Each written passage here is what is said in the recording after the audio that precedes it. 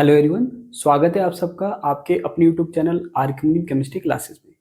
Atomic structure की theory हमने complete कर ली थी और लास्ट वीडियो में हमने सॉल्व किए थे आरपीएससी प्रीवियस ईयर के स्कूल लेक्चर के क्वेश्चन। आज हम जो हैं जिन स्टूडेंट्स ने नोट्स परचेस किए हैं तो उनको जो शीट में डाउट्स है, मतलब जो मैंने एमसीक्यू अवेलेबल करवाए हैं 103 के अप्रॉक्स एमसीक्यू हैं एटॉमिक स्ट्रक्चर के, उसमें उनके जो जो डाउट्स हैं वो हम यहाँ पर आज सॉल्व करेंगे। सभी के लिए हेल्पफुल है, तो चलिए शुरू करते हैं। अब देखिए क्वेश्चन नंबर 28 जो है वो क्या है, शीट का क्वेश्चन नंबर 28 क्या है, the ratio of radii of two nuclei is 1:2। मतलब दो न्यूक्लियस है, उनकी जो रेडियस है उसका जो रेशियो है वो है 1:2।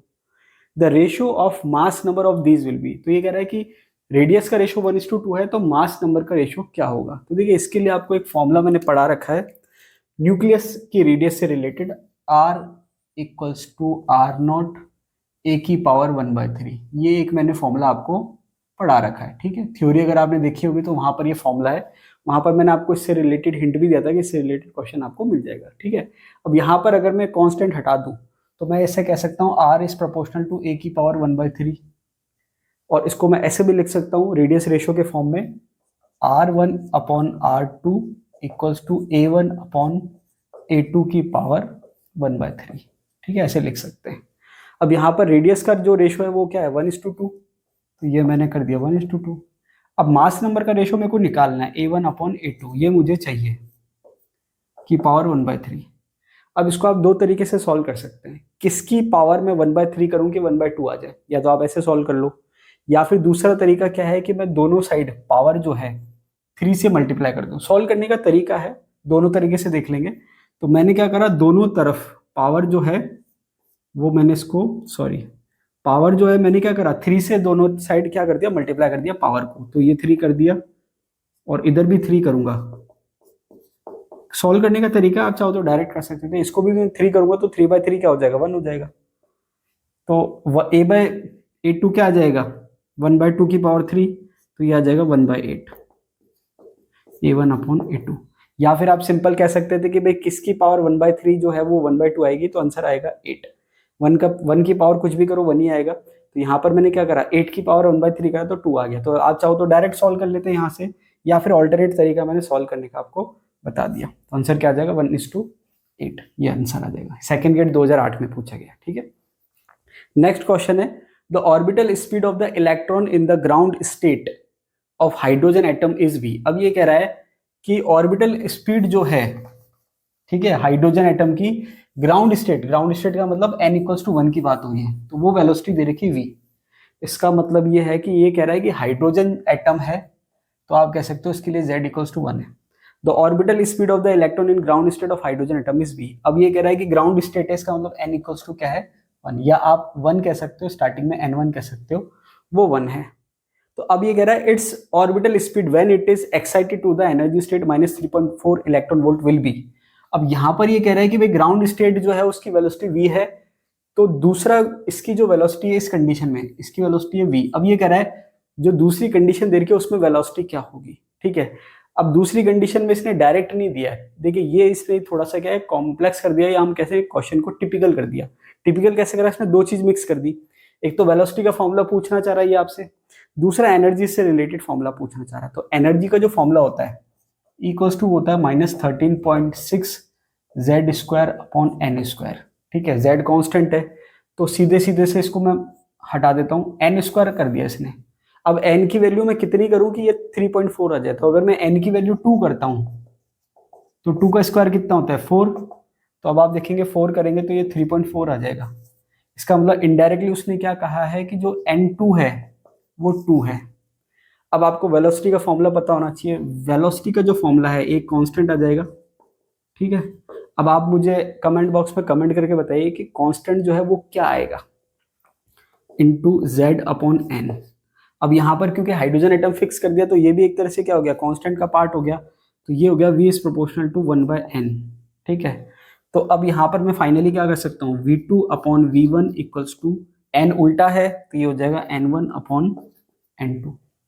अब यहाँ पर v जो है फाइनल वेलोसिटी आपको निकालनी है, n1 इनिशियल में क्या था, n1 की वैल्यू जो थी इनिशियल में 1 थी, तो इसको मैं 1 कर देता हूँ, चलो यहाँ लिख देता हूँ n1 जो 1 था, n2 क्या आ रहा है 2 आ रहा है, और v1 जो है वो हमने क्या माना है, v माना है, तो ये आपके क्रॉस मल्टीप्लाई हो जाएगा, v1 की वैल्यू 1, तो ये हो जाएगा v/2, ये आंसर आ जाएगा। ठीक है, तो ये थोड़ा सा ट्रिकी क्वेश्चन है, मतलब अच्छा क्वेश्चन है। इसमें आपको दो फॉर्मूले पता होने चाहिए थे, एक तो एनर्जी का फॉर्मूला पता होना चाहिए, उससे आपको जो है उसने वैल्यू दे दी -3.4 इलेक्ट्रॉन वोल्ट, उससे आपको एन की वैल्यू निकालनी है जो आएगी आपके 2। ठीक है, ये हमने जब एनर्जी की वैल्यू मैंने सॉल्व कराई थी थ्योरी में, तो आपको डायरेक्ट याद हो जाएगी वैसे ही। ठीक है, कि 3.4 जो आ रही है वो n=2 के लिए आ रही है। ठीक है, तो n=2 आ गया। अब आपको ये पता होना चाहिए कि वेलोसिटी का फॉर्मूला क्या होता है। अब यहाँ पर जो न्यूमेरिकल वैल्यू मैंने नहीं लिखी है, अब आप मुझे कमेंट बॉक्स में कमेंट करके बताइए कि इसकी न्यूमेरिकल वैल्यू क्या होगी। z कांस्टेंट है तो ये भी हटा दिया, v is proportional to 1/n, तो v2/v1 = n1/n2। ठीक है, v1 जो है वो v है, इसको v कर दीजिए आप, और n1 1 है और n2 2 है, तो ये v इधर आ गया, तो ये v/2 हो गया, आंसर हो जाएगा। ठीक है, तो क्वेश्चन जो है बहुत ज्यादा टिपिकल नहीं है, लेकिन अगर आपको फॉर्मूला पता नहीं है तो आप इसको सॉल्व नहीं कर पाएंगे। ठीक है, मतलब टाइम कंज्यूमिंग है, ऐसा भी नहीं कि बहुत पढ़ते आप कर सकते हैं, लेकिन अगर आपका पढ़ा हुआ है तो बहुत ज्यादा टिपिकल नहीं है। ठीक है, दोनों चीजें हैं, अगर पढ़ा हुआ नहीं है तो टिपिकल है, और पढ़ा हुआ है तो आप कर सकते हैं, लेकिन फॉर्मूले अच्छे से याद होने चाहिए। ठीक है, नेक्स्ट क्वेश्चन है, select the option from the following sets. Set कितने दे रखे हैं, 4, 1 से 4 दे रखे हैं। Which is not permissible for an atom, for an electron in an atom. Not permissible मतलब कौन सा सही नहीं है, मतलब कौन सा जो सेट है वो 4 क्वांटम नंबर का पॉसिबल नहीं है, ये कहना चाह रहा है। नॉट परमिसिबल जिसको हम परमिशन नहीं दे सकते, जो अलाउड नहीं है। ठीक है, सिंपल सी लैंग्वेज में। अब यहाँ पर अगर आपको क्वांटम नंबर का आपने वीडियो देखा होगा मेरा, तो अगर आपने ढंग से देखा तो आप इसको आसानी से सॉल्व कर सकते थे। तो यहाँ पर आपको ध्यान क्या रखना था, पहली बात तो मैंने आपको ये बता रखा था, एल की वैल्यू जो है वो एन के बराबर नहीं हो सकती, एक तो ये ध्यान रखना है इस टाइप के क्वेश्चन के लिए। दूसरा ये है कि एम की वैल्यू जो है वो एल से बड़ी नहीं हो सकती, बराबर हो सकती है। तीसरा ये है कि एस की वैल्यू 0 नहीं हो सकती। ये 3 चीज आप ध्यान रखेंगे तो आसानी से क्वेश्चन सॉल्व हो जाएगा। कैसे, पहला क्वेश्चन क्या है, n=2, अगर n की वैल्यू 2 है तो l की वैल्यू 1 दे रखी है, l की वैल्यू 1 है तो m की वैल्यू 0 दे रखी है, और s की वैल्यू क्या दे रखी है, +12। तो आपको ध्यान क्या रखना है कि जो l की वैल्यू होती है, l की वैल्यू होती है 0 से लेके n-1 तक, ये आपको ध्यान रखना है। तो n तक तो हो नहीं सकती, n-1 मतलब l की वैल्यू हमेशा n से कम होनी चाहिए। तो आप क्या देखोगे, सबसे पहले तो आप सबसे आसान तरीका क्या है, s की वैल्यू ±½ होती है, इसके अलावा हो ही नहीं सकती। तो ये आपको देखो 1 दे रखा है, ये गलत हो गया, इसका मतलब ये अलाउड नहीं है, इसका मतलब थर्ड जो है वो अलाउड नहीं है। तो ये कह रहा है विच इज नॉट परमिसेबल, तो थर्ड तो ऑप्शन में आना ही चाहिए, मतलब थर्ड परमिसेबल नहीं है। तो अब आप देखो थर्ड कौन सा है, टाइम बच जाएगा। एग्जाम में क्वेश्चन कैसे सॉल्व करते हैं वो मैं आपको बताना चाह रहा हूँ। तरीका तो क्या है, 4 ऑप्शन आप सॉल्व कर लीजिए, लेकिन टाइम बचाने का तरीका है। तो सबसे पहले मैंने आपको बताया, सबसे पहले आप एस चेक करो, ±½ है क्या, उसके अलावा कोई भी वैल्यू तो वो परमिसेबल नहीं है। तो ये मैंने कहा थर्ड परमिसेबल नहीं है। तो अब आप देखो ऑप्शन में थर्ड, ये ओनली 2 ये कट गया, ये आंसर हो नहीं सकता। ओनली 1 ये कट गया, ये आंसर हो नहीं सकता।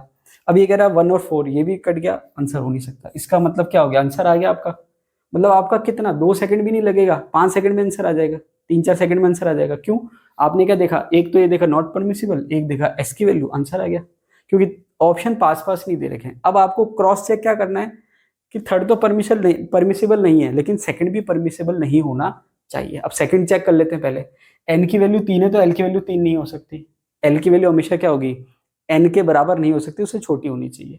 तो ये भी क्या हो गया, गलत हो गया। अब ये कह रहा है कि भाई ये दोनों तो गलत हैं, तो ये आंसर हो गया। अब बाकी के जो 2 ऑप्शन बच गए वो सही होने चाहिए, क्रॉस चेक कर लेते हैं फर्स्ट और फोर्थ। फर्स्ट क्या है, एन 2 है तो एल 1 हो सकता है, एन से छोटा है। और एम की वैल्यू क्या होती है, एम की वैल्यू होती है -L से लेके +L तक। ठीक है, एक एक का अंतर आता है। तो एम की वैल्यू जो है -L हो सकती है और +½ है, सॉरी ये वाला, ये 0 हो गया और ये +½ हो गया, ये सही है। ठीक है, यहाँ पर ये गलत हो गया कि एल की वैल्यू 3 नहीं कर सकते आप, अगर एन की वैल्यू 2 है तो। उसके बाद आपके बच गया फोर्थ, एन की वैल्यू अगर 4 है तो एल की वैल्यू छोटी हो सकती है, सही है। एम की वैल्यू -L से +L है तो -3 फिर -2 ये भी सही है, और +½ ये भी सही है।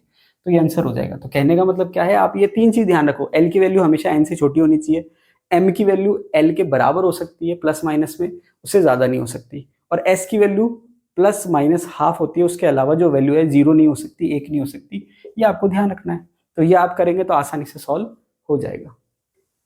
नेक्स्ट क्वेश्चन है क्वेश्चन नंबर 40। क्या दे रखा है, element having quantum number n = 4।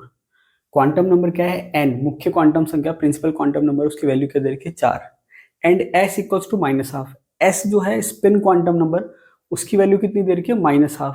आगे क्या कर रहा है, will possess following number of electrons, इसका मतलब ये कह रहा है कि ऐसे इलेक्ट्रॉन की संख्या बताइए जिनकी मुख्य क्वांटम संख्या तो 4 है और चक्रण क्वांटम संख्या या स्पिन क्वांटम संख्या की जो वैल्यू है वो -12 है। इसको सिंपल से आप ऐसे समझ लीजिए कि अगर आपसे कोई ये पूछता कि n की वैल्यू 4 है, उसमें टोटल इलेक्ट्रॉन कितने हैं, तो उसका एक फॉर्मूला आपको मैंने बता रखा है कि अगर मुख्य क्वांटम संख्या दे रखी है 4 या जो भी वैल्यू दे रखी है मुख्य क्वांटम संख्या की, मतलब कोश की बात कर रहा है कि भाई शेल की बात कर रहा है, उसमें मैक्सिमम नंबर ऑफ इलेक्ट्रॉन्स कितने होते हैं, उसका फॉर्मूला है 2n²।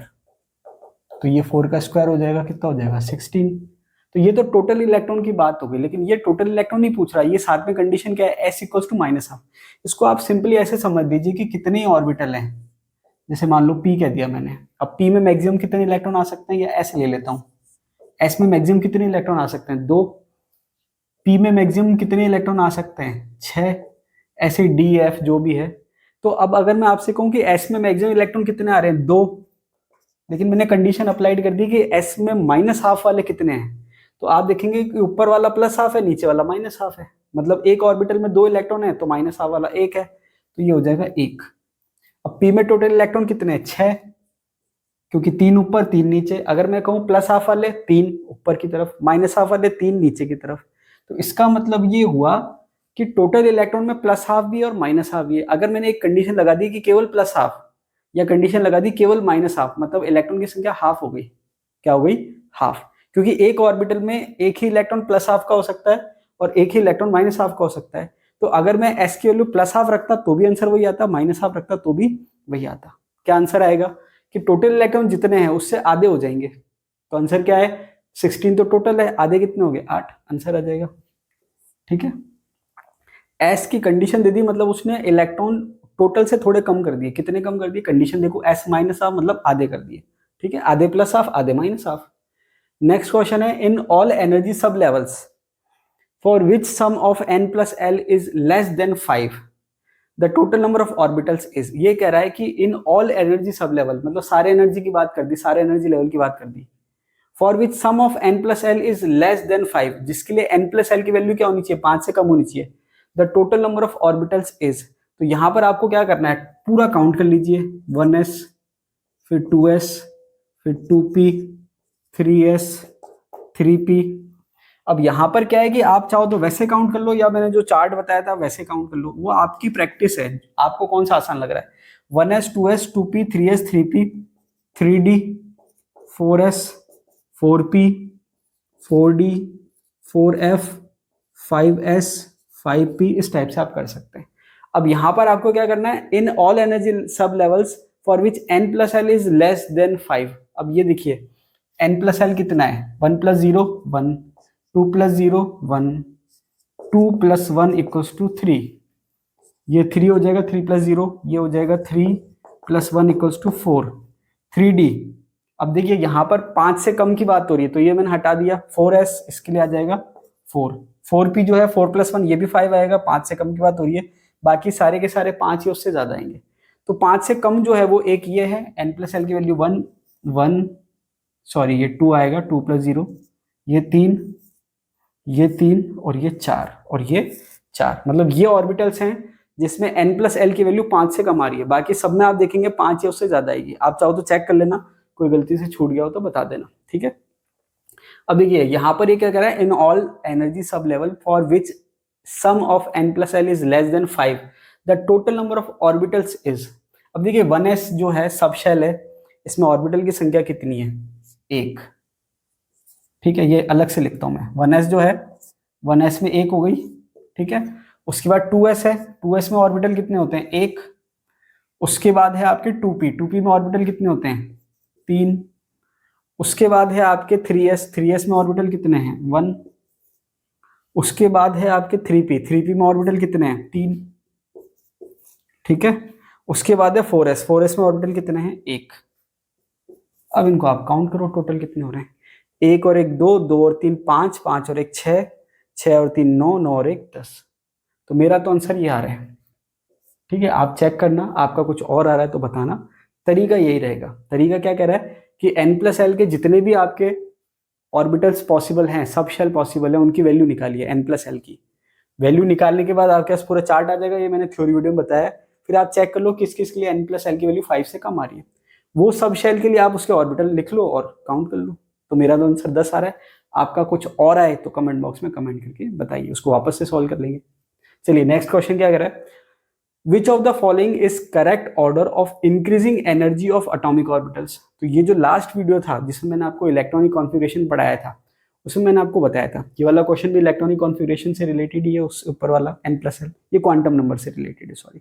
ठीक है, ये आपके n+l oh which of the following is correct order of increasing energy of atomic orbitals. हाँ, ये n+l का मतलब ये आपके ऑबो प्रिंसिपल में एक रूल होता है n+l का, उससे रिलेटेड है। लास्ट वीडियो जो है इलेक्ट्रॉनिक कॉन्फ़िगरेशन का, उससे रिलेटेड है।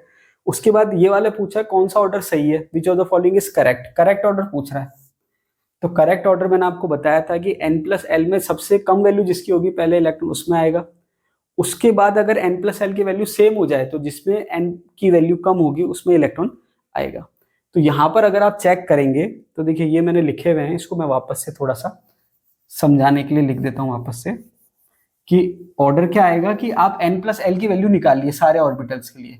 उसके बाद जिसमें n+l की वैल्यू सबसे कम होगी पहले इलेक्ट्रॉन उसमें आएगा, और उसके बाद अगर बराबर हो गई तो इलेक्ट्रॉन किस में जाएगा, जिसमें n की वैल्यू कम है। ठीक है, तो ये इसको मैं एक बार वापस से लिख देता हूं ताकि आ जाएगा n+l 1+s, s ये जो है s p d और f, l की वैल्यू अगर देखें 0 1 2 और 3, ये अगर आपने थ्योरी वीडियो देखे होंगे तो आपको पता होना चाहिए। ठीक है, तो अगर मान लीजिए आपने थ्योरी वीडियो नहीं देखे तो पहले थ्योरी वीडियो देख लीजिए, उसके बाद क्वेश्चन सॉल्व कर कीजिए, ज्यादा आपको हेल्पफुल रहेगा। ठीक है, 1s के लिए क्या हो जाएगा, 1 + 0 1, 2 + 0 2, 2 + 1 3, 3 + 0 3, 3 + 1 4, 3 + 2 5, 4 + 0 4, 4 + 1 5, 4 और 2 6, 4 और 3 f के लिए 3 है 7, 5 और 0 5, 5 और 1 6। आगे भी कर सकते हैं, ऑप्शन में देख लेते हैं क्या है। विच of the following is correct order. अब देखिए यहाँ पर आप ऑर्डर देखेंगे तो ऑर्डर में नीचे लिखता हूं 1s सबसे पहले ये हो जाएगा, उसके बाद क्या हो जाएगा 2s, ठीक है, उसके बाद क्या हो जाएगा आपके 3s, सॉरी 2p हो जाएगा, क्यों, क्योंकि तीन दोनों की वैल्यू 3 है लेकिन 2 आपके छोटा है, तो 2s के बाद 2p, फिर आपके हो जाएगा 3s, फिर 3p, फिर 4s, फिर 3d। इस टाइप से आप सॉल्व करेंगे तो ये आपके 3 हो गया, फिर 3s आ जाएगा, 3s के बाद 3p आ जाएगा, 3p के बाद आपके 3d नहीं आएगा, पहले 4s आएगा, फिर आपके 3d आएगा। ठीक है, यहां तक हमने सॉल्व कर लिया। अब हम चेक करते हैं कि सही है या गलत है कौन सा। 3s के बाद 3d और फिर 4s। अब देखिए 4s जो है वो आपके पहले आ रहा है और 3d बाद में आ रहा है, तो ये हो गया गलत। ठीक है, 1s के बाद 2s दे रखा है क्या, ये रहा, तो 2s तो बाद में आएगा नहीं, ये भी गलत हो गया। ठीक है, उसके बाद 1s के बाद 2s, 2s के बाद 2p, 2p के बाद 3s, 3s के बाद 3p, ये सही होना चाहिए। चेक कर लेते हैं, 1s के बाद 2s, 2s के बाद 3s, 3s के बाद 2p, ये भी गलत हो गया। ठीक है, बहुत सिंपल है। आपको मैंने दो तरीके से बताया, एक तो ऐसे सॉल्व करके बताया और एक ऐसे जिगजैग करके, इस टाइप से भी मैंने बता रखा है थ्योरी वीडियो में। तो आप थ्योरी वीडियो देखना, आपको जो आसान लगे, ये वाला आसान लगे इससे कर लीजिए, ये वाला आसान लगे इससे कर लीजिए, या फिर आप क्या करिए डायरेक्ट ऑप्शन देख लीजिए n+l की वैल्यू निकाल के, तो जो आपको सही लगे वैसे आप आसानी से सॉल्व कर सकते हैं। नेक्स्ट क्वेश्चन है क्वेश्चन नंबर 54। देखिए क्या दे रखा है, out of the following pairs of electrons, electron के पेयर दे रखे हैं, the electron pair present in degenerate orbitals is. अब यहां पर जो सबसे इंपॉर्टेंट जो शब्द है क्वेश्चन में वो है डीजेनरेट। ठीक है, ये आपके केमिस्ट 2015 में पूछा गया। अब डीजेनरेट शब्द का मतलब क्या होता है, डीजेनरेट को हिंदी में कहते हैं अपभ्रंश, और डीजेनरेट का सिंपल सा मीनिंग है वह ऑर्बिटल या जिसके लिए भी डीजेनरेट है, डीजेनरेट का मतलब है सेम एनर्जी, डीजेनरेट का मतलब क्या है, सेम एनर्जी। ठीक है, डीजेनरेट ऑर्बिटल्स, तो अगर हम एटम के रेफरेंस में बात करें तो डीजेनरेट ऑर्बिटल्स हम किसे कहते हैं, जो एक सब शेल के होते हैं उनको हम डीजेनरेट कहते हैं। क्या कहते हैं, वापस से रिपीट कर रहा हूं कि जो एक सब शेल के ऑर्बिटल्स हैं वो सारे डीजेनरेट कहलाते हैं। इसको आप ऐसे समझ लो कि जो p आपके सब शेल है तो p में 3 ऑर्बिटल्स होते हैं, ये तीनों आपस में क्या है, डीजनरेट है। तो देखिए आपने जब हुंड्स रूल पढ़ा था तो वहां पर हमने क्या कहा था कि पहले हम हाफ फिल्ड करते हैं उसके बाद पेयरिंग कराते हैं। तो वो हाफ फिल्ड किसके लिए, डीजनरेट ऑर्बिटल्स के लिए। क्यों, क्योंकि पी के जो पी सबशेल के सारे डीजनरेट है। ऐसे डी की बात करेंगे तो डी में कितने, डी सबशेल में कितने ऑर्बिटल्स होते हैं, 5, तो ये भी डीजनरेट है। तो कहने का मतलब ये हुआ कि डीजनरेट ऑर्बिटल वो है जो एक ही सबशेल में आ रहे हैं। और एक ही सबशेल का मतलब क्या है, जिसकी मुख्य क्वांटम संख्या और दिगंशी क्वांटम संख्या, मतलब प्रिंसिपल क्वांटम नंबर और एजीम्यूथल क्वांटम नंबर क्या होने चाहिए, सेम होने चाहिए। सेम होते ही वो क्या हो जाएगा, सेम सबशेल हो जाएगा। अब उसके बाद आप चाहे ये वाला ऑर्बिटल कहो, चाहे ये वाला कहो, चाहे ये वाला कहो, तीनों क्या डीजनरेट है। ये पांचों डीजनरेट है, ठीक है। तो डीजनरेट का मतलब क्या होना चाहिए कि आपके प्रिंसिपल क्वांटम नंबर और एजीम्यूथल क्वांटम नंबर सेम होनी चाहिए एटलीस्ट। उसके बाद की कहानी बात की है, ठीक है। तो यहाँ पर चार ऑप्शन देख लेते हैं। तो देखिए सबसे पहले तो एन चेक करना है। एन 3 3 है, 3 3 है, 4 3 है, ये गलत हो गया। क्यों, क्योंकि आपके प्रिंसिपल क्वांटम नंबर ही डिफरेंट है, तो फिर वो डिजनरेट कैसे होगा। ये 3 3 है, मतलब एक ऑप्शन कट गया। अब उसका चेक करो एल।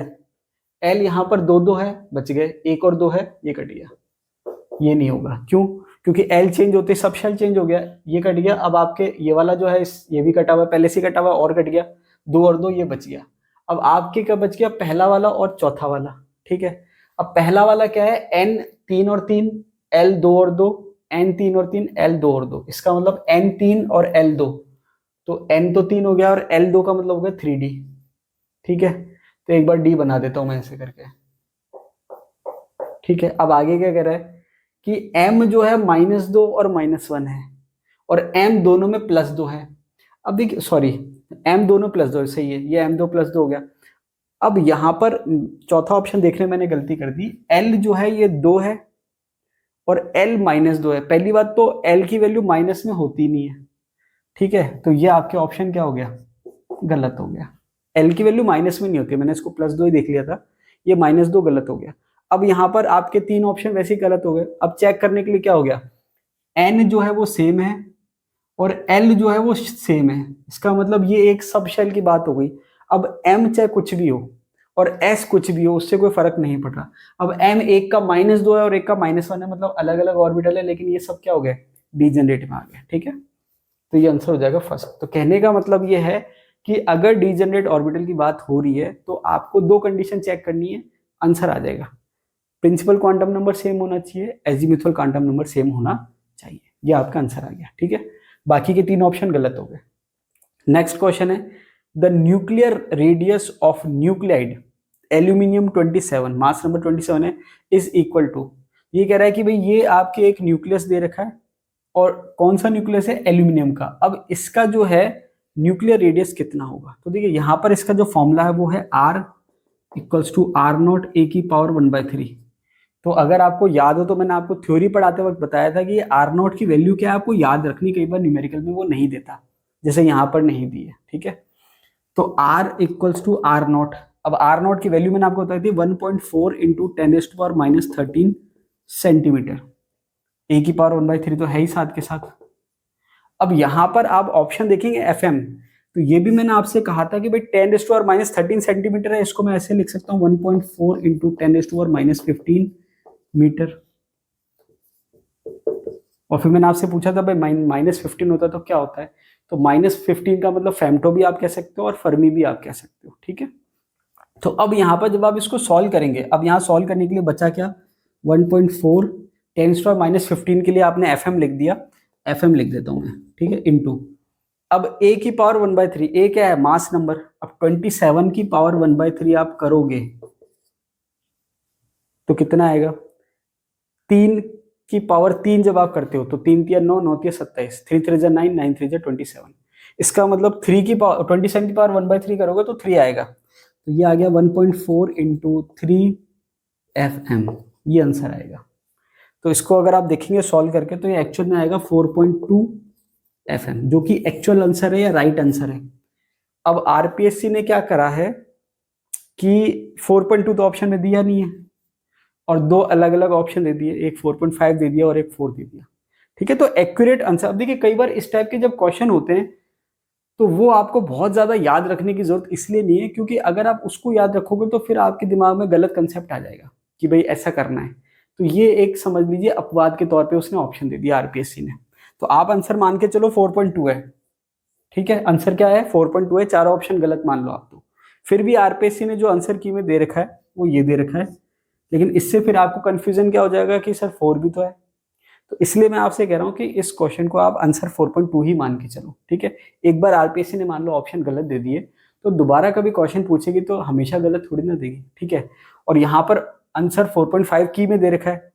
अब होता क्या है कि ये मान लीजिए की किसी ने सेट की होगी पहले, अब मान लो सेम क्वेश्चन किसी ने रिपीट कर दिया और की बनाने वाला दूसरा है, जैसे मान लो मैं को दे दिया की बनाने के लिए, मुझे दे दिया, तो मैं क्या करूंगा, मैं देखूंगा 4.2 है, अब यहाँ तो 4.2 ऑप्शन नहीं है, तो ज्यादा पास में कौन सा ये वाला है। तो इसलिए जब इस टाइप के क्वेश्चन हो तो आप एक्यूरेट आंसर याद रखो 4.2, ठीक है। नेक्स्ट क्वेश्चन है question number 67। The quantum number of 6 electrons are given below, arrange them in order of increasing energies. ये कह रहा है कि 6 इलेक्ट्रॉन के लिए क्वांटम नंबर दे रखे हैं, तो उनको इंक्रीजिंग ऑर्डर ऑफ एनर्जी में अरेंज कीजिए। देखिए जब भी आप इलेक्ट्रॉन की एनर्जी डिसाइड करते हैं तो वहां पर n+l का रूल लगता है। इसका मतलब इलेक्ट्रॉन की जो एनर्जी है दो क्वांटम नंबर पे डिपेंड करती है, n जिसको आप प्रिंसिपल क्वांटम नंबर कहते हैं, दूसरा l जिसको आप एजीमुथल क्वांटम नंबर कहते हैं या दिगंशी क्वांटम संख्या कहते हैं। तो यहाँ पर n+l से हम डिसाइड करेंगे। इसका मतलब ये हुआ कि ml और ms की कोई रोल नहीं है इन दोनों का। मतलब एनर्जी निकालने में मैग्नेटिक क्वांटम नंबर का और स्पिन क्वांटम नंबर का कोई रोल नहीं है। तो आपको केवल n और l चेक करने, बाकी के चेक करने की जरूरत नहीं है, ठीक है। अब यहां पर अगर मैं चेक करूं n+l की वैल्यू, तो मैं यहां लिख देता हूं साइड में n+l की वैल्यू 4 और 2 6, ठीक है, फर्स्ट वाले के लिए। सेकंड के लिए 3 और 2 5, ठीक है। थर्ड के लिए 4 और 1 5, ठीक है, 4 और 1 5 हो गई, और 3 और 2 5 हो गई। उसके बाद 3 और 1 4 हो गई, उसके बाद 4 और 1 5 हो गई, ठीक है, ये आ गई वैल्यू। अब यहां पर जब आपको अरेंज करना है तो सबसे कम जो वैल्यू आ रही है वो 4 आ रही है। क्या आ रही है? 4, मतलब 5 नंबर की सबसे कम होगी। तो 5 नंबर की सबसे कम 2 में दे रखी है, तो ये 2 ऑप्शन कट गए। तो देखिए ये आपके तरीका होता है सॉल्व करने का कि दो आपने देखा 5 सबसे कम 2 में ही है, तो यहां पर आप देखेंगे कट जाएगा, ठीक है। ये तो वैसे 5 सबसे कम नहीं है, तो ये 2 ऑप्शन कट गए, इसको चेक करने की जरूरत नहीं है। अब आपको चेक करना है इन दोनों को। तो अगर मैं आगे सॉल्व करने से पहले इसमें एक नजर मारूं तो 5 2 4 6 और 3 और 1 ऑर्डर तो सेम दे रखा है, लेकिन डिफरेंस क्या आ गया कि यहां पर 2 और 4 बराबर दे रखे हैं, यहां पर 6 और 3 बराबर दे रखे हैं, ठीक है। 2 और 4 बराबर दे रखे हैं, 6 और 3 बराबर दे रखे हैं, जबकि यहां पर ऐसा कुछ भी नहीं है। आगे चेक करते हैं। अब आप ये देखेंगे कि 4 के बाद 5 जो आ रहा है, 1 2 3 4, 4 में 5 आ रहा है। तो अब यहां पर मुझे चेक करना है 2 4 और 6 3, इनको चेक करना है। तो पहले मैं 2 और 4 को ले लेता हूं। तो 2 में क्या है n3 और l2, 4 में भी n3 और l2, मतलब n भी सेम है और l भी सेम है। तो एक तरह से सेम सब शेल हो गए, और सेम सब शेल हो गए तो इसकी एनर्जी क्या आनी चाहिए? बराबर आनी चाहिए, मतलब ये सही है, ठीक है। क्योंकि 2 और 4 का जो ऑप्शन है उसमें n और l जो है बिल्कुल सेम आ रहा है, n3 और l2, तो यहां पर इनकी एनर्जी कम ज्यादा आप नहीं कर सकते। दूसरा 6 और 3 का ऑप्शन है, तो 6 में n4 और l1, n4 और l1, तो ये भी क्या होना चाहिए? बराबर आना चाहिए, ठीक है। तो ये 3 और 4 भी क्या, 3 और 6 भी क्या होना चाहिए? बराबर आनी चाहिए। अब एक चीज और है, अब यहां पर आप ये देखिए कि 2 और 4 को एक साथ मान लो और 6 और 3 को एक साथ मान लो, इनको अगर कंपेयर करें तो 2 और 4 की एनर्जी कम मानी है, मतलब n बराबर 3 और l बराबर 2, इसकी एनर्जी कम मानी है। किसकी तुलना में? 6 और 3। 6 और 3 क्या कह रहा है? n बराबर 4 और l बराबर 1। तो ये मैंने आपको बताया था कि अगर n+l की वैल्यू बराबर आ जाए, जैसे यहाँ भी 5 आ रही है और यहाँ भी 5 आ रही है, तो पहले एनर्जी कम किसकी मानी जाएगी? जिसमें n की वैल्यू कम होगी, ठीक है। तो आंसर ये वाला हो जाएगा। क्लियर? ये ऑप्शन इसलिए गलत हो गया क्योंकि n और l बिल्कुल सेम है दोनों में, तो ये आप कम ज्यादा इसमें नहीं कर सकते, ठीक है। चलिए नेक्स्ट क्वेश्चन क्या दे रखा है? When there are 3 electrons in a p orbital, the correct situation is, ये आपके RS 2007 में पूछा है।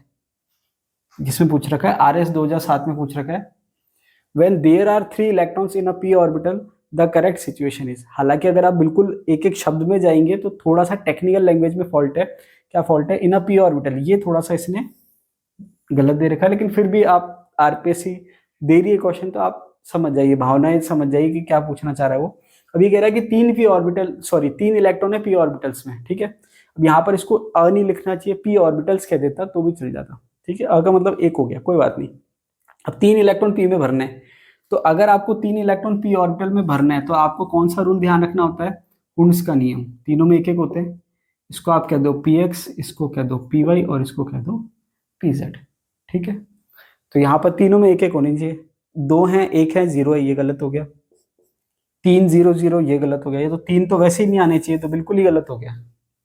1 1 1 ये सही है, ठीक है, नन। तो ये आपके हुंड्स रूल के अकॉर्डिंग क्या हो जाएगा? px में 1, py में 1 और pz में 1। नेक्स्ट क्वेश्चन दे रखा है, देखिए क्वेश्चन नंबर 69 दे रखा है electronic configuration of oxide ion is. RS 2007 में पूछा गया।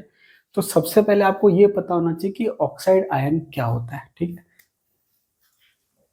O2 माइनस, O2 माइनस क्या होता है? Oxide ion. अब O2 माइनस की अगर हम बात करें तो टोटल इलेक्ट्रॉन हो गए 10। ऑक्सीजन में कितने होते हैं? 8। 2 माइनस का मतलब 2 इलेक्ट्रॉन एक्स्ट्रा, मतलब 10 इलेक्ट्रॉन हो गए, ठीक है। अब 10 इलेक्ट्रॉन को कैसे भरेंगे? ऑप्शन दे रखे 1s2 2s2 2p6, 1s2 2s2 2p4, 1s2 2s2 2p3 और नन। अब यहां पर अगर आपने ध्यान नहीं दिया तो आप पहला ऑप्शन टिक कर देंगे 1s2 2s2 2p6, लेकिन अगर आप ध्यान से देखेंगे तो ये 2px6 दे रखा है, केवल 2p6 नहीं है। अब यहां पर जब आप 2p6 लिखते हो तो उसका मतलब ये होता है कि यहां पर आपने सबको काउंट कर लिया, सबको मतलब पूरे सब शेल की बात कर दी। लेकिन अगर आपने px लिख दिया, इसका मतलब पूरे सब शेल की बात ना होकर केवल एक ऑर्बिटल की बात हो रही है। ये डिफरेंस है p और px में, ठीक है। तो यहाँ पर px का मतलब एक ऑर्बिटल कह दिया और एक ऑर्बिटल में मैक्सिमम 2 इलेक्ट्रॉन आ सकते हैं, तो ये ऑप्शन गलत हो गया, ये ऑप्शन गलत हो गया और ये ऑप्शन गलत हो गया, ठीक है। अब मान लीजिए किसी को यही नहीं पता होता कि ऑक्साइड आयन होता क्या है। कई बार क्या होता है, हम क्वेश्चन को ढंग से पढ़ते नहीं और सोचते हैं हमको तो आता ही नहीं है, छोड़ देते। जैसे मान लीजिए कि मुझे नहीं पता होता ऑक्साइड आयन क्या है, तो भी मैं ये क्वेश्चन कर देता। क्यों? क्योंकि ऑक्साइड आयन में मेरे को यही तो पता करना था टोटल इलेक्ट्रॉन है कितने। मान लो मुझे नहीं पता, लेकिन मुझे इतना पता है कि px जो है उसमें 6 भी इलेक्ट्रॉन नहीं आ सकते, 4 भी नहीं आ सकते और 3 भी नहीं आ सकते। 3 ऑप्शन हो गए गलत आंसर। हाँ, अगर x की जगह p6 होता तो आंसर हो जाता। क्लियर? तो आपको क्वेश्चन ध्यान से पढ़ना है, आप आसानी से सॉल्व कर लेंगे। नेक्स्ट क्वेश्चन है, in the ground state of copper plus the number of shells occupied, सब shells, filled orbitals and number of unpaired electrons are respectively। अब देखिए ये क्या है कि लेंथी क्वेश्चन है, लेकिन अगर आप इसको टेक्निक से सॉल्व करेंगे या बिल्कुल ठंडे दिमाग से सॉल्व करेंगे तो ये बहुत जल्दी सॉल्व हो जाएगा। कैसे? अब यहां पर मैं क्या करता हूं कि अगर आप सॉल्व करेंगे तो आप पूरा सॉल्व करने बैठ जाएंगे कि भाई शेल कितने हैं, सब शेल कितने हैं, ये बात की बात है। सबसे जो मेन क्वेश्चन बना है वो क्यों बना है? कॉपर की वजह से बना है। और कॉपर में क्या होता है, इलेक्ट्रॉनिक कॉन्फ़िगरेशन का क्वेश्चन है एक्चुअल में देखा जाए तो। ये कॉपर जो है ग्राउंड स्टेट में, केवल कॉपर की अगर मैं बात करूं, कंफ्यूज होने की जरूरत नहीं है। देखिए ग्राउंड स्टेट का मतलब ऐसा नहीं कि वो केवल एटम की बात होती है। ग्राउंड स्टेट का मतलब जो कॉन्फ़िगरेशन आप पढ़ते हो वो सबसे कम एनर्जी वाली कॉन्फ़िगरेशन होती है, उसी को ग्राउंड स्टेट कहते हैं। तो ग्राउंड स्टेट शब्द से कंफ्यूज होने की जरूरत नहीं कि ग्राउंड स्टेट का मतलब कॉपर एटम की बात हो रही है, ऐसा कुछ नहीं है। ग्राउंड स्टेट का मतलब है जो सबसे कम एनर्जी वाली कॉन्फ़िगरेशन है वो। तो कंफ्यूज होने की जरूरत नहीं कि कॉपर प्लस की करें कि कॉपर की करें, सिंपल है, ठीक है। कॉपर की बात करूं तो 3d10 4s1, कॉपर प्लस कर दिया मैंने तो बाह्यतम में से इलेक्ट्रॉन निकल जाएगा, तो ये हो जाएगा 3d10 और ये हो गया 4s0। अब ये मेन चीज आपको ध्यान रखनी है, ठीक है। क्यों? क्योंकि वो एक्चुअल में जो एक्सेप्शनल है कॉन्फ़िगरेशन का वो पूछना चाह रहा है। नॉर्मल कॉन्फ़िगरेशन क्या होती है? 3d9 4s2 होती है, लेकिन एक्सेप्शन में क्या हो गया? 3d10 4s1 हो गया। अगर आप एक्सेप्शन अगर नहीं होता तो ये होती 3d9 4s2। तो ये आपके जो था वो नॉर्मल ये होना चाहिए था, लेकिन है ये। इससे फर्क क्या पड़ गया कि जब आप एक इलेक्ट्रॉन निकालोगे तो यहाँ से s1 में से निकलेगा तो s0 हो गया और d10 हो गया। लेकिन अगर नॉर्मल होता, एक्सेप्शन नहीं होता, तो D9 हो जाता, D9 और S1 होता, उससे सारी चीज चेंज हो जाती। तो ये तो आपको करना ही नहीं है, ये आपको ध्यान है, और +1 करके आपके ये आ गया 3D10 4s0। अब आप मुझे बताओ कि D10 है मतलब फुली फिल्ड है, S में कोई इलेक्ट्रॉन है नहीं, तो अनपेड इलेक्ट्रॉन कितने बचे?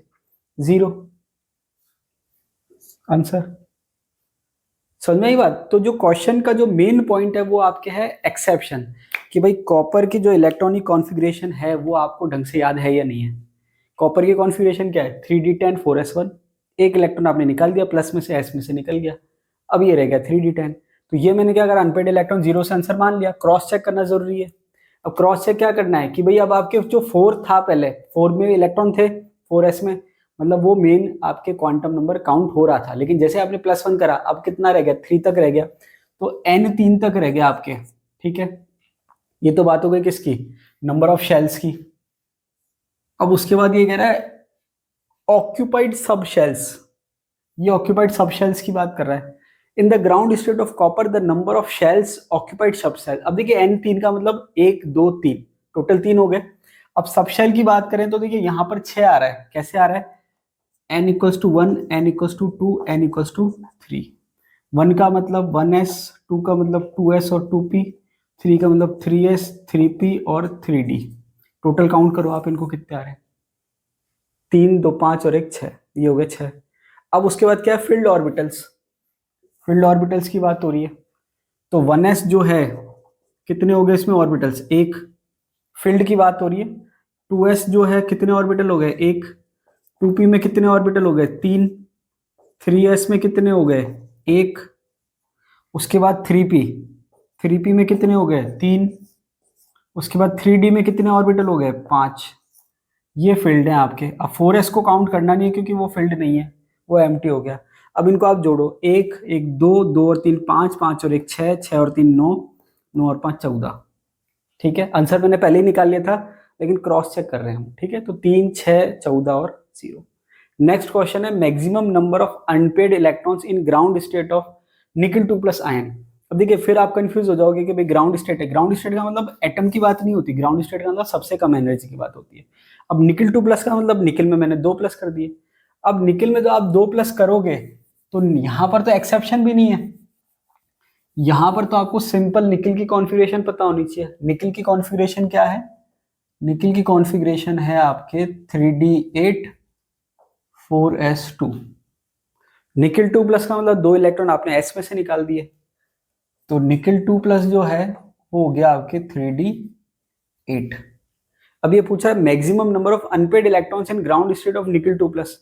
अब निकल 2 प्लस में जब आप इलेक्ट्रॉन भरोगे तो वहां पर मैक्सिमम मिनिमम का कोई कंसेप्ट ही नहीं है, सीधा सीधा सा आप डी में 8 इलेक्ट्रॉन भर दो अकॉर्डिंग टू इलेक्ट्रॉनिक कॉन्फ़िगरेशन। तो 1 2 3 4 5 6 7 और ये 8 अकॉर्डिंग टू हुंड्स रूल ये आप इलेक्ट्रॉन भरोगे। तो देखिए हुंड्स रूल जो है वो उसका नियम ही इस हिसाब से है कि आपके मैक्सिमम अनपेड इलेक्ट्रॉन आएंगे। क्यों? क्योंकि पहले आप हाफ फिल्ड करते हो, उसके बाद पेयरिंग कराते हो। ठीक है, तो maximum number of unpaired electron Hund's rule के अकॉर्डिंग ही है। तो जब आपने 8 इलेक्ट्रॉन भरे तो कितने अनपेड इलेक्ट्रॉन आ गए? 2।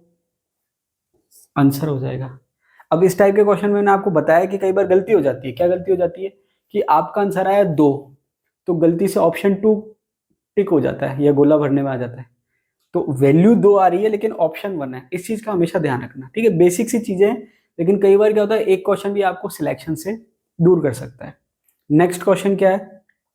अब देखिए नेक्स्ट क्वेश्चन कह रहा है इफ n इक्वल्स टू 6, अगर n की वैल्यू 6 है, the correct sequence for filling of electron will be. अब ये कह रहा है कि भाई अगर n की वैल्यू 6 है तो इलेक्ट्रॉन भरने का सही क्रम क्या होगा? तो यहां पर आपके क्या दे रखा है? ns दे रखा है, तो ns के लिए n प्लस l की वैल्यू निकालूंगा तो ये आपके कितनी आएगी? ns का मतलब ये है 6s। ठीक है, एक बार लिख देता हूं मैं। np का मतलब क्या है? 6p। उसके बाद n minus 1d, n minus 1d इसका मतलब है 5d। और n minus 2f, n minus 2f इसका मतलब क्या है? 4f। ये आपके दे रखा है। अब ये वापस से मैं लिख देता हूं, 6s के लिए n प्लस l की वैल्यू कितनी होती है? 6 होगी। उसके बाद 6p के लिए n प्लस एल की वैल्यू कितनी है, 7 होगी क्योंकि p के लिए L1 होता है। उसके बाद 5d है, n प्लस एल की वैल्यू कितनी होगी, n 5 है, l d के लिए 2 होता है, 7 हो जाएगी। और 4f के लिए n प्लस एल की वैल्यू कितनी होगी, f के लिए l की वैल्यू 3 होती है, 7 हो जाएगी। ठीक है, तो जब इलेक्ट्रॉन आप फिल करेंगे तो सबसे पहले तो आपके 6s में जाएगा, मतलब ns में जाएगा। तो ns सबसे पहले दे रखा है, कोई दिक्कत नहीं है। अब आपके इन 3 केस में क्या हो गया, बराबर आ गया।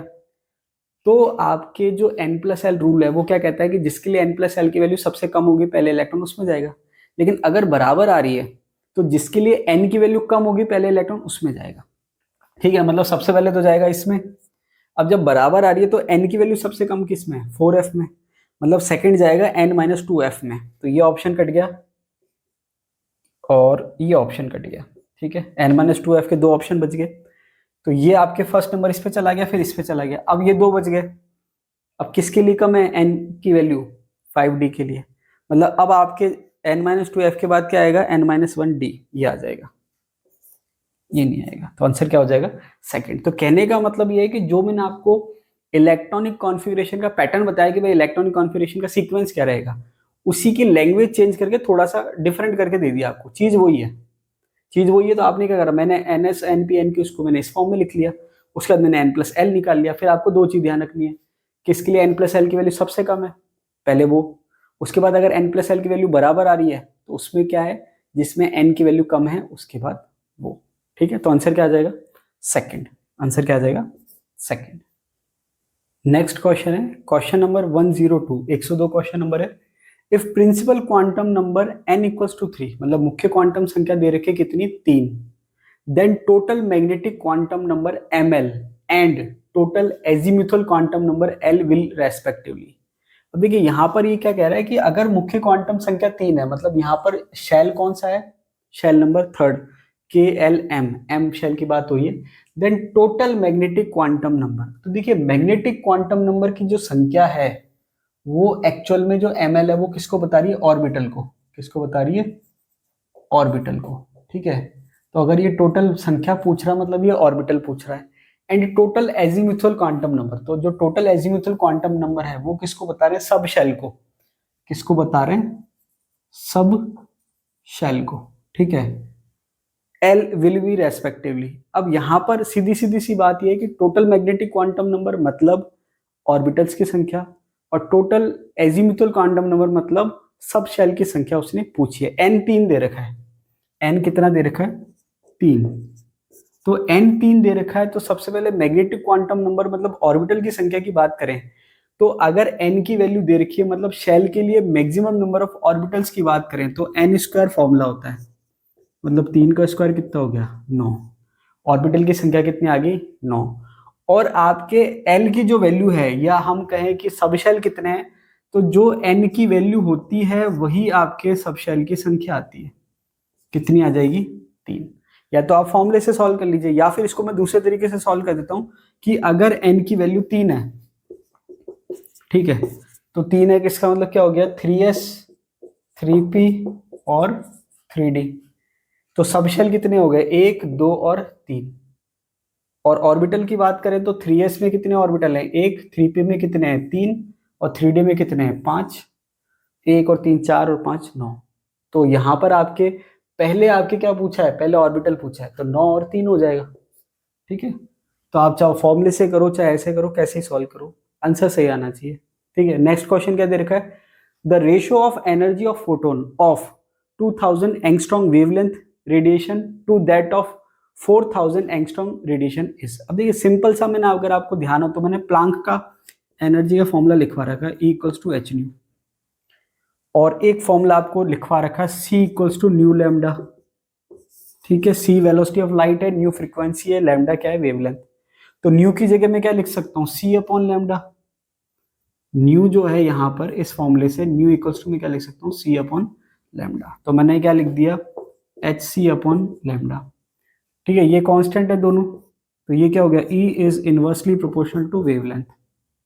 ठीक है, अब मैं मुझे यहाँ एनर्जी का क्या चाहिए, रेशो चाहिए, तो इसको मैं ऐसे लिख दूं E1 upon E2 equals to l lambda 2 upon lambda 1। क्यों, क्योंकि लैम्डा इनवर्सली प्रोपोर्शनल है। क्लियर, ये रिलेशन आ गया। अब लैम्डा 2 जो है वो आपकी 4000 एंगस्ट्रॉम है, और लैम्डा 1 जो है वो क्या है 2000 एंगस्ट्रॉम है। इसको आप सॉल्व कर लीजिए। इसको जब आप सॉल्व करेंगे तो ये 2 आ जाएगा। क्या आ जाएगा 2, तो ये आंसर हो जाएगा। तो सीधी सीधी सी बात है, आपके एनर्जी का रेशो पूछा है, ठीक है, तो आप क्या करिए, वेवलेंथ का रेशो निकाल के उसका अपोजिट कर दीजिए, या पहले ही अपोजिट करके रेशो निकाल लीजिए, ठीक है। तो आपके रेशो इसको अपोजिट कर दीजिए 2000 और 4000 को, तो 4000 ऊपर आ गया, 2000 नीचे आ गया, आंसर क्या आ जाएगा 2। तो ये आपकी जितनी प्रॉब्लम्स थी ये सारी मैंने यहाँ पर सॉल्व करवा दी है, ठीक है। तो अभी के लिए इतना ही, मिलते हैं अगले वीडियो में। वीडियो अच्छा लगा तो लाइक कीजिए, दोस्तों के साथ शेयर कीजिए, और अगर आपको मेरा काम पसंद आ रहा है या जो मैं मेहनत कर रहा हूँ आपको पसंद आ रहा है तो आप कमेंट जरूर कीजिए, ठीक है, और अपने दोस्तों को रिकमेंड कीजिए। अभी के लिए इतना ही, मिलते हैं अगले वीडियो में, तब तक के लिए धन्यवाद।